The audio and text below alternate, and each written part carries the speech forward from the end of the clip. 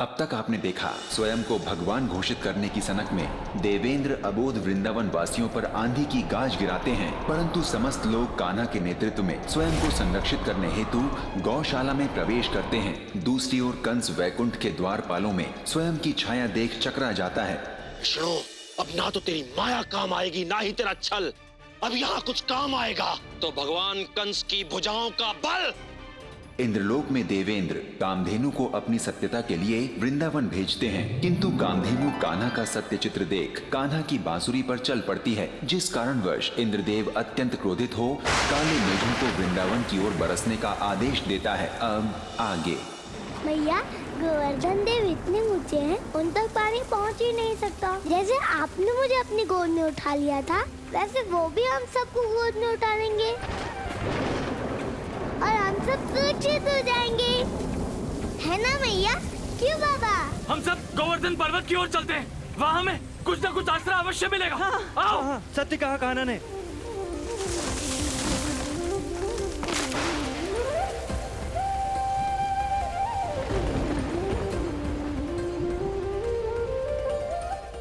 नारायण नारायण। प्रभु, देवराजेंद्र अपने अहंकार में ये भूल चुके हैं कि वे केवल देवताओं के राजा हैं, और वो भी निश्चित समय अवधि के लिए। देव ऋषि, निरंकुश शक्तियां सदैव अहंकार की जननी होती हैं। जब अहंकार जागता है तब वह सत्य असत्य, पाप पुण्य का भेद निकल जाता है, और जब अहंकार अन्याय की सीमा लांघता है तब वह स्वयं के विनाश का कारण बनता है। आपने सत्य कहा प्रभु। शक्तियों पर नियंत्रण होना आवश्यक है, अन्यथा वो विनाश की ओर ले जाते हैं, जैसे कंस जो अपनी शक्तियों को धारण करने योग्य नहीं है। इसीलिए उसकी शक्तियां ही उसे अपने पूर्व जन्म की भांति इस बार भी उसकी मृत्यु की ओर ले जा रही हैं। माते, अब तो मेरी भी ये जानने की जिज्ञासा बढ़ गई है कि उस पापी मूर्ख कंस के साथ आगे क्या घटित होने वाला है। बस, भगवान कंस को तुम्हारी कथा कहानियों में कोई दिलचस्पी नहीं है। ये हमारी ही नहीं, आपकी अपनी स्वयं की कथा भी है पूर्व द्वारपाल। युगों पूर्व भगवान ब्रह्मा के मानस पुत्र सनक, सनंदन, सनातन और सनत कुमार यहाँ बैकुंठ आए थे भगवान विष्णु के दर्शन हेतु, और उस समय आप स्वयं यहाँ के द्वारपाल थे। हम भगवान विष्णु के दर्शन के लिए आए हैं, हमें अंदर जाने की अनुमति दे द्वारपाल। ये चारों मुनि तो बालक हैं, भगवान विष्णु से मिलकर उनका समय नष्ट करेंगे। मुनिवर, इस समय आपको हम भगवान से मिलने की आज्ञा नहीं दे सकते। परंतु क्यों द्वारपाल? ये उनके विश्राम का समय है, इस समय वे निद्रा में लीन हैं। आप दोनों असत्य बोल रहे हो। भगवान विष्णु अपने भक्तों के लिए सदैव उपस्थित रहते हैं। ज्ञात होता है आप में अहंकार आ गया है, और अहंकारी के लिए इस वैकुंठ में कोई स्थान नहीं है।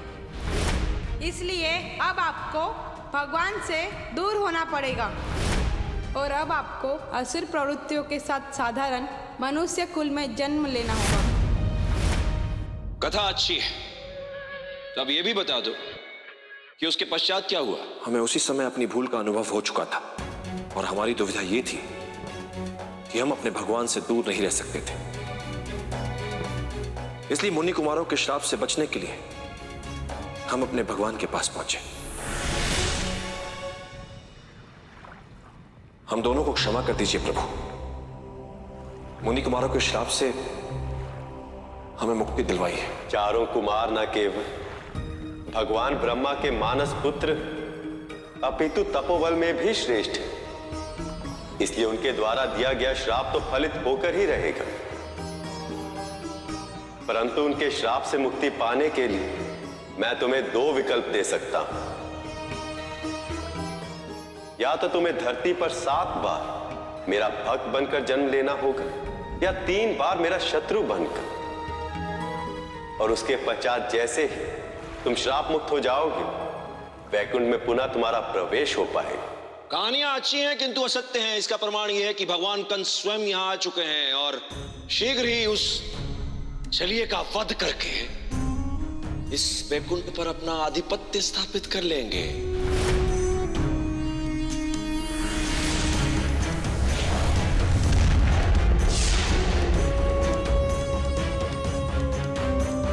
जय विजय, जय विजय, जय विजय।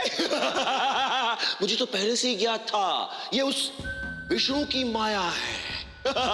भाग गए। ओ चक्रधारी देख, आ गए भगवान कंस विष्णु। नारायण नारायण। प्रभु, कंस की कुबुद्धि ने उसके विवेक को इतना अंधा कर दिया है कि अब वो जिसे चुनौती देता ढूंढ रहा है वो उसके कितने निकट है। देवऋषि, वो जो कुछ भी कर रहा है वो सब कान्हा की ही लीला है। आपने सत्य कहा माते। कान्हा की लीला किसी कुशल बुनकर की तरह है जो बहुत से धागों का प्रयोग इस तरह करता है कि किसका सिरा कब किससे और कहां जुड़ जाए ये उसके सिवा और किसी को नहीं पता। अब बहुत शीघ्र कंस को यह ज्ञात होगा कि वह जिसे पूरे ब्रह्मांड में ढूंढ रहा है वह स्वयं पल पल उसे अपनी ओर खींच रहा है। और यही हाल देवराज इंद्र का भी होगा। वह जिसे अपनी विजय समझ रहा है वही उसकी पराजय की प्रथम सीढ़ी है। सत्य कहा आपने प्रभु। नारायण नारायण।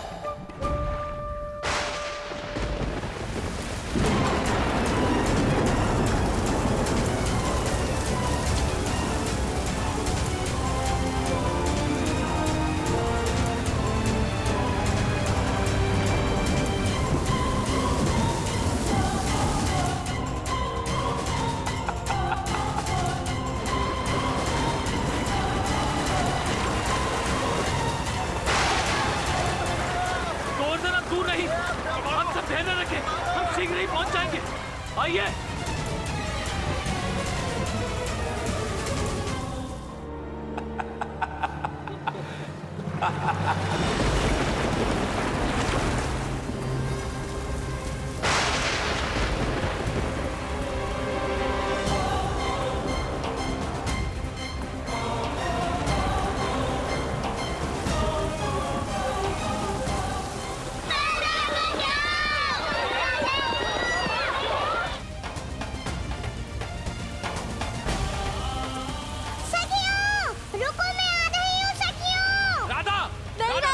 इसको पकड़ो, मैं जाता हूं।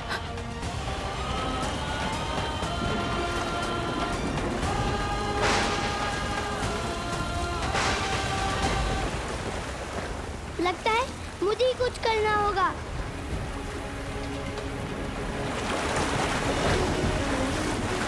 ये ला ललिता विशाखा, इस लकड़ी को पकड़ो।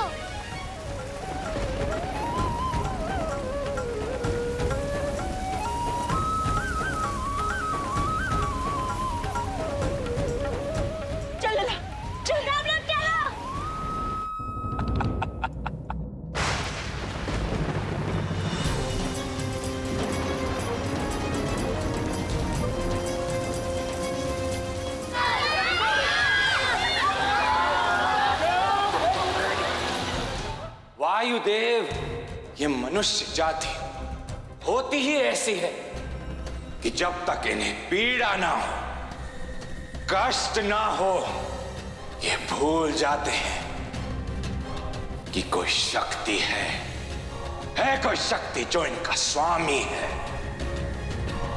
जिसकी आराधना करना इनका कर्तव्य है। मैं आपसे सहमत हूं देवराज।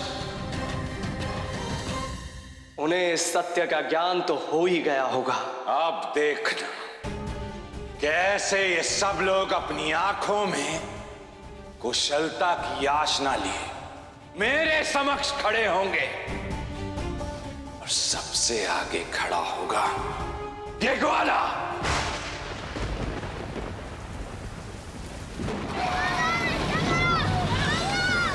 लड्डू, लड्डू, रुको लड्डू प्रताप, मैं आ रहा हूँ। लड्डू, बचो लड्डू।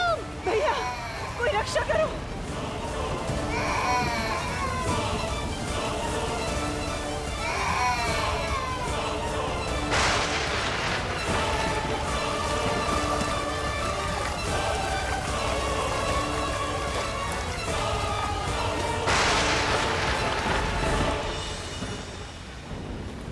यह क्या लीला है प्रभु, आपकी तो इच्छा मात्र से यह सब पल भर में रुक सकता है। हाँ माते, परंतु मेरी मैया कहती है कि भगवान तभी सहायता करते हैं जब हम संकट से निकलने का प्रयास करते हैं। प्रभु आज्ञा दीजिए, मैं भी कुछ प्रयास करना चाहती हूँ। हाँ माते, यदि ऐसी कोई वस्तु हो जिसे हम सब पकड़ सके और मिलकर एक साथ आगे बढ़ सके। ओम नमो नारायण।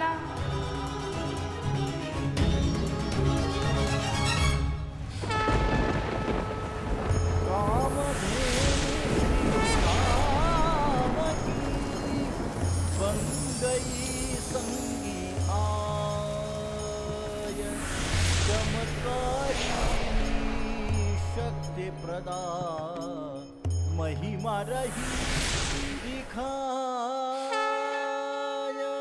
मैया, आपने अपना इतना बड़ा आंचल फैला दिया है कि आपके सारे पुत्रों की रक्षा हो जाएगी और साथ में ग्वाल बालों की भी रक्षा हो जाएगी।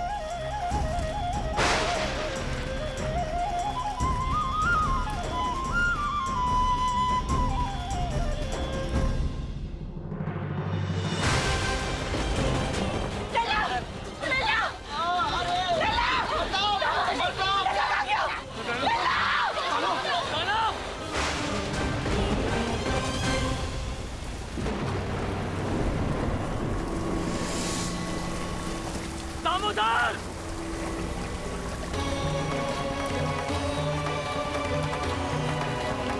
दामोदर, कुछ नहीं होगा, हम हैं। चलो, आ जाओ, आ जाओ। मैया, मैं इधर हूँ। मैया, लल्ला, ये क्या है? मैया देखो, मुझे कितनी बड़ी रस्सी मिली है। यदि सब इसे पकड़ ले तो सब सुरक्षित स्थान पे पहुंच जाएंगे। चलो, सब इसे पकड़ लो।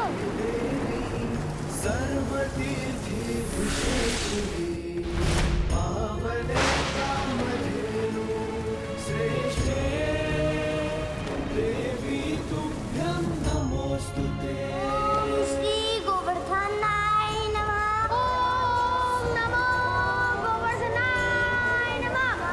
ओम श्री गोवर्धनाय नमः। ओम नमो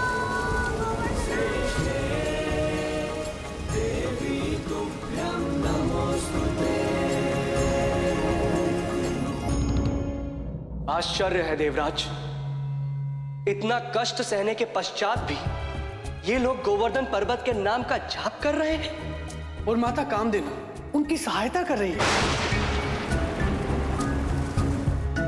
यदि ये लोग गोवर्धन पर्वत तक पहुंच गए और सुरक्षित हो गए तो ये आपकी पराजय होगी। वायुदेव, जो पराजित हो जाए वो देवराजेंद्र नहीं, वरुण देव।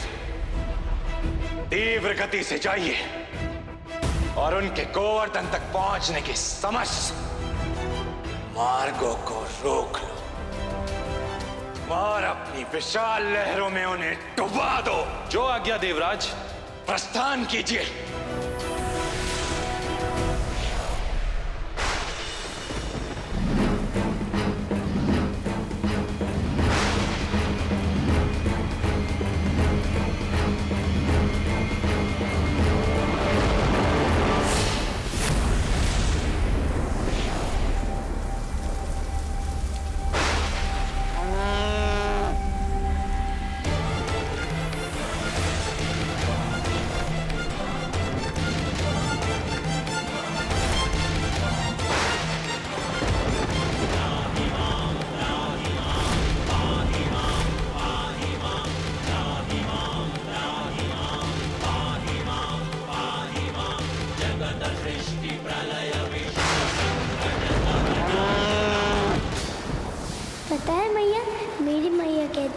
अच्छी लोगों की संगति से लाभ होता है, परंतु बुरे लोगों की संगति से बुद्धि भ्रष्ट होती है। इंद्रदेव के साथ रह रहकर वरुण देव उचित अनुचित का अंतर भूल गए। परंतु प्रभु, आप ही तो हैं जो इन्हें उचित मार्ग पर ला सकते हैं।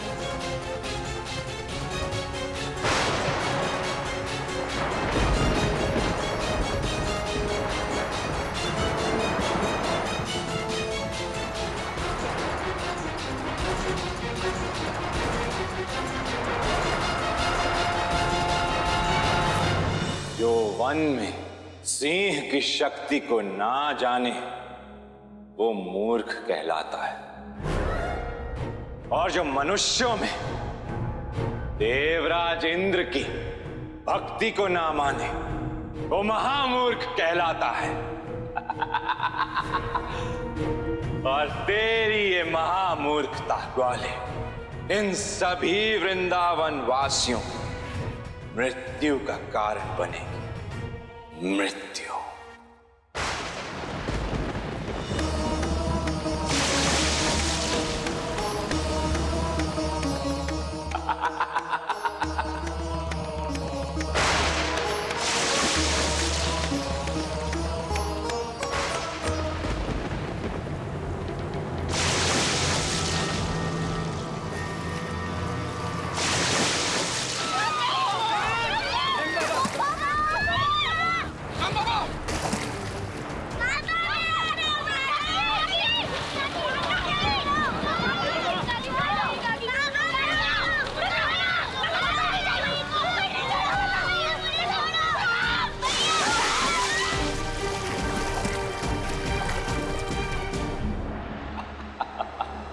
इस प्रकार एक शिकारी अपने शिकार को हंसा दे प्रसन्नता होती है,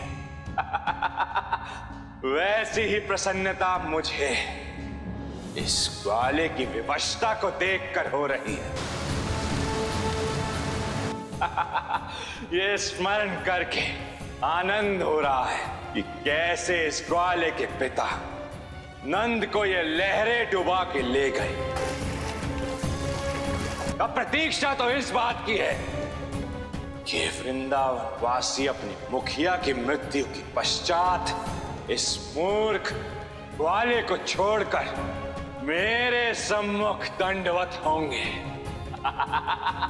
देवराज इंद्र के सम्मुख दंडवत होंगे।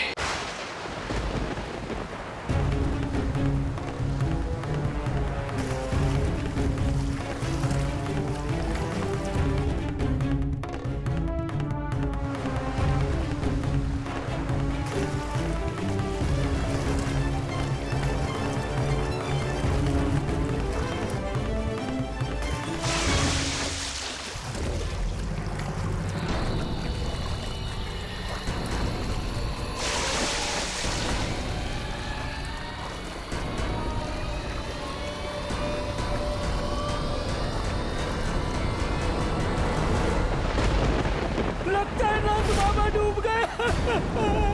नहीं, मेरे बाबा को कुछ नहीं होगा।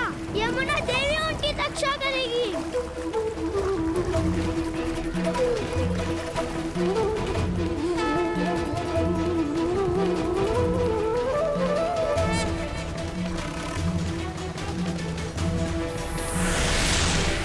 नंद बाबा तो कहीं दिखाई नहीं दे रहे और उनके बिना आगे बढ़ना संभव नहीं है।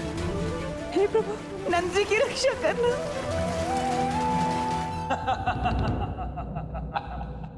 अब चिंता की कोई आवश्यकता नहीं है वरुण देव। हमारी जीत सुनिश्चित है।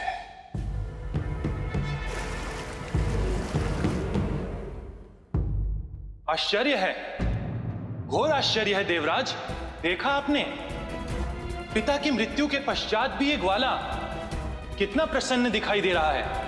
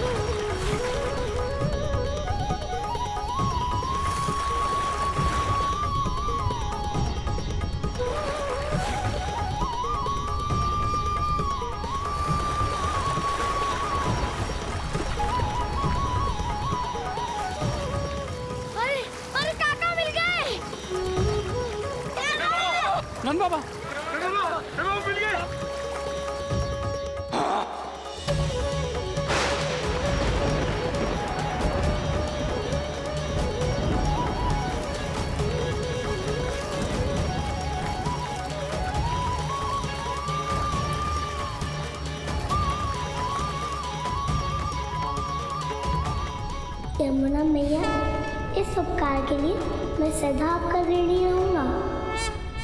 ये तो मेरा सौभाग्य है कान्हा, जो मुझे आपकी सेवा का अवसर प्राप्त हुआ।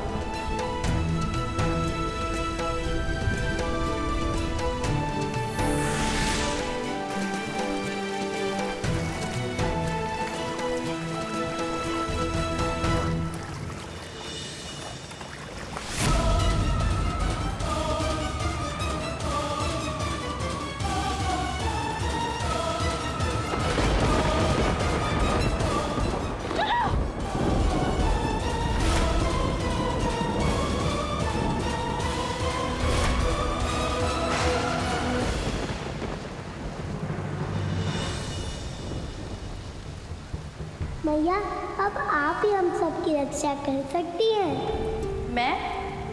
आप तो स्वयं माता हैं और आपको ज्ञात है, यदि कोई पुत्र अपने खिलौने का दुरुपयोग करे तो उससे माता वो खिलौना छीन लेती है।